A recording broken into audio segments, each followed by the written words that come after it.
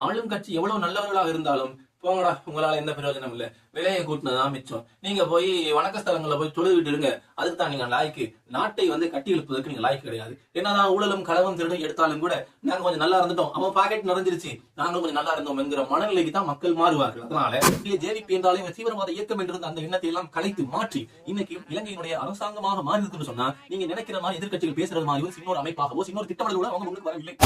சின்ன சின்ன விடயங்கள் தான் நாளைக்கு பெரிய நம்பிக்கை இல்லாத ஒரு தீர்மானத்தை கொண்டு வந்து இப்போ இந்த ஹரிணி பதவி விலகிட்டான் வயது வந்தவர்களுக்கு மட்டும் என்கிற சம்பந்தப்பட்ட ஒரு குறித்த ஒரு வெப்சைட் 6ஆம் ஆண்டு பாடப்புத்தகத்துல வந்திருக்குது என்ற எதிர்கட்சி பேசி பேசியே மாணவர்கள் அந்த வெப்சைட் என்னன்னு தேடி பார்த்து ஆழ்மனதில் ஆணவ பதிகிற அளவுக்கு பிரச்சனை போயிட்டு இருக்கு ஒரு புறத்துல.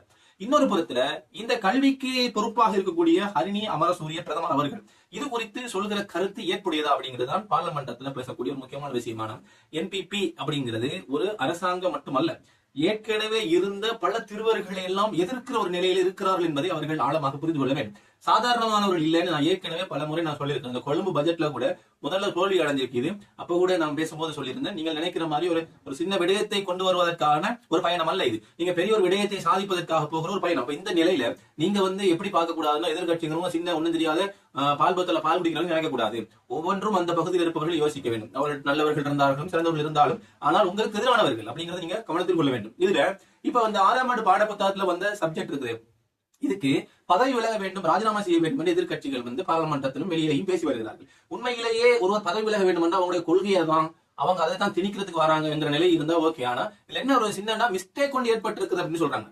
இது ஒரு எங்களுடைய திட்டமோ எங்களுடைய இன்டென்ட் நோக்கமோ கிடையாது. இது ஒரு சின்ன பை மிஸ்டேக் ஏற்பட்டிருக்கிறது, அது பிரிண்ட் அவுட் வர நேரத்திலையா அல்லது அதை சரி பார்த்ததுக்கு பின்னாடியா அப்படிங்கிற மாதிரியான ஒரு தவறு எங்கேயோ நடந்திருக்கிறது, நடவடிக்கை எடுக்கப்படுவதற்காக நாங்கள் விசாரணையை நடத்தி கொண்டிருக்கிறோம் என்று சொல்கிறார்கள். இருந்த போதிலும் எதிர்கட்சிகள் என்ன செய்யறாங்க, இல்ல உங்க மேற்பார்வையில் நடக்கிற ஒரு விஷயத்தை நீங்க இந்த மாதிரி அசால்ட்டா விட்டுட்டு இப்ப அது சின்ன மிஸ்டேக்னு சொல்றது சரிதான் கேட்டு இருக்காங்க. ஆனா உண்மையிலேயே அந்த எதிர்கட்சியோட இந்த கேள்வி வரவேற்கத்தக்கது. சின்ன ஒரு விஷயமாக ஒரு அளவுக்கு இல்ல, நீங்க ஒரு புது கொள்கையை இந்த உலகத்துக்கு சொல்ல வந்து இலங்கைக்கு சொல்ல வந்திருக்கீங்க. அப்ப இலங்கைக்கு சொல்ல வந்தா உங்களுக்கு எதிராக எத்தனை பேர் இருப்பாங்களே கேட்பாங்களே ஒரு கவனம் இருக்கும். எதிர்கட்சி ஆரம்பத்தில் நான் சில விடயங்களை பேசுகிற போது தேவையில்லாம நிறைய பேசுறாங்க, 98% தேவையில்லாம அப்படி பேசினாலும் சிலது இவங்களை பாயிண்ட் கொடுக்கிற மாதிரி அரசாங்கமே பாயிண்ட் கொடுக்கிற மாதிரி சில வார்த்தைகளை விட்டுறாங்க.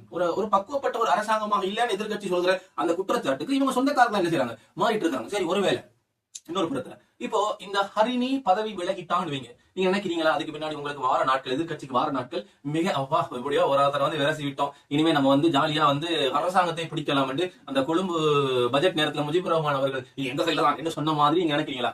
கிடையாது. இப்போ இந்த ஹரிணி பதவி விலைனா பெரும்பாலும் அரசியல் கருத்தாளருடைய கருத்து என்ன தெரியுமா, ஜேவிபியினுடைய டில்வின் சில்வா தான் பதவிக்கு வருவார். அவர் வந்தா ஹரிணி நீங்க சொல்றதுக்கெல்லாம் கேட்டுட்டு ரீப்ளை தான் பண்ணிட்டு இருக்கிறார். ஆனா அவர் போன்ற பந்துகளுக்கு எல்லாம் எதிர்கட்சிகள் தாக்கு பிடிக்குமான்னு தெரியாது. ஏன்னா அந்த அளவுக்கு அனுபவமும் அந்த அளவுக்கு அரசியல் ரீதியான அறிவும் இருக்குது. இப்ப கூட சைனாவுக்கு அங்க போய் இந்த அரசாங்கத்தினுடைய பின்புலமாக இருந்து செயல்படுகிற பிரதான சூஸ்திரதார் யாரா இருக்காரு, இந்த டில்வின் சில்வா தான் இருக்காரு. சோ இவர் சொன்னா அந்த பொலிட்டிக்கல் ரெஸ்பான்சிபிலிட்டி இல்ல, ஒரு அப்பீலே கிடையாது, எதுவுமே பார்க்க மாட்டாரு, காரமாக இருக்கும் அப்படிங்கிறது தெரிய வருது. ஏன்னா அவர் ஒரு முடிவெடுப்பது ஒரு பயங்கரமான இருந்திருப்பாரு. ஏன்னா பல யோசிச்சு பாருங்க, எந்த கட்சியும் மாறாம தோல்விகளுக்கு மேல தோல்வி, எத்தனை வருஷம், 1989ஆம் ஆண்டுல இருந்து தோல்விகளுக்கு மேல தோல்விகளை சந்தித்து வந்த ஒரு இயக்கம். அந்த இயக்கம் வெற்றி பெறுவதற்கு எத்தனை சவால்களை சந்தித்திருக்கும். ஒருத்தர் வெற்றி பெற்றானா கற்றுக்கொள்வது ஒரே ஒரு பாடம் தான், வெற்றி பெற்றாச்சு அடுத்தது நீ அடுத்த உயர்வுக்கு போறதுதான் வழி. ஆனா தோல்வியே கண்டு கொண்டிருந்த ஒரு கூட்டம் வெற்றி அடைந்திருக்கும் என்று சொன்னா அந்த தோல்விகளுடைய அந்த தவறுகள் எல்லாம் சரி செய்து மக்களுக்கு மத்தியிலே ஜேவிபி என்றாலே ஒரு தீவிரவாத இயக்கம் என்றிருந்த அந்த எண்ணத்தை எல்லாம் கலைத்து மாற்றி இன்னைக்கு இலங்கையினுடைய அரசாங்கமாக மாறி இருக்குன்னு சொன்னா நீங்க நினைக்கிற மாதிரி எதிர்கட்சிகள் பேசுறது மாதிரி ஒரு சின்ன அமைப்பாகவோ சின்ன ஒரு திட்டமிடலோட அவங்க முன்னுக்கு வரவில்லை. ஏறக்குறைய கடவுள் நாடி மாற்றம் நடந்தால் என்று மற்றும் படிக்கும் எதிர்கட்சிகளால இந்த அரசாங்கம் என்ன ஒன்று செய்ய முடியாது. அப்படி இருக்கும் நிலையில இந்த அரசாங்கத்துக்கு எதிராக எதிர்கட்சிகள் பேசுவது விமர்சனம் செய்வது இருக்கத்தான் வேண்டும். ஏன்னு சொன்னா இந்த ஹரிணியுடைய இந்த விவகாரம் கூட இன்னைக்கு பேசு பொருளாக இனிமேல் அந்த தவறு வராத அளவுக்கு இருக்கும்ல, இனிமேல் அந்த குற்றத்தை செய்யாத அளவுக்கு இருக்கும்ல. சோ அதனால ஒரு பிரயோஜனமான ஒரு கேள்விகள். அப்ப இந்த மாதிரி உள்ளவைகள் எல்லாம் வரவேற்கணுமே வெளியே எல்லாத்துக்கும் பிரச்சனையை கொண்டு வந்துட்டு இது அரசாங்கம் இருக்கக்கூடாது அப்படிங்கிறத விட இது மாதிரி விஷயங்கள் அதை நிவர்த்தி செஞ்சுட்டு மக்களுக்கு நல்ல அதை என்ன செய்யணும், கொண்டு போகணும். அதனால அரசாங்கத்தினுடைய ரீப்ளை பண்ணுகிற விதமும் நடந்து கொள்கிற விதமும் மக்கள் அதிகமாக எதிர்பார்த்துட்டு இருக்கிறாங்க அப்படிங்கிறதையும் சின்ன சின்ன விடயங்கள் தான் நாளைக்கு பெரிய நம்பிக்கை இல்லாத ஒரு தீர்மானத்தை கொண்டு விடுமுகின்ற அளவுக்கு இருக்கும். அதனால அனுரகுமார் திசாநாயக்கோட ஆட்சிக்கு வர்றதுக்கு முன்னாடி சில வாக்குகளை கொடுத்து அந்த வாக்குகளை நிறைவேற்றவில்லை அப்படிங்கிற ஒரு குற்றச்சாட்டு வந்து அரசாங்கத்தை நோக்கி இப்ப எதிர்க்கட்சிகள் வைக்கிறாங்க. ஆனா இதுல சில விடயங்கள்ல கூட அதாவது இன்னைக்கு நிறைவேற்றப்படாமல் இருப்பதற்கு காரணம் உண்டு. வந்தோடனே செய்யலாம் ஓகே தான். ஆனா மக்களுக்கு வந்து அந்த நம்பிக்கை, எதிர்க்கட்சி சொல்கிற வார்த்தைக்கு நம்பிக்கை கொடுத்துட்டாங்கன்னு சொன்னா எதிர்க்கட்சிகள் நம்ப ஆரம்பிப்பாங்க.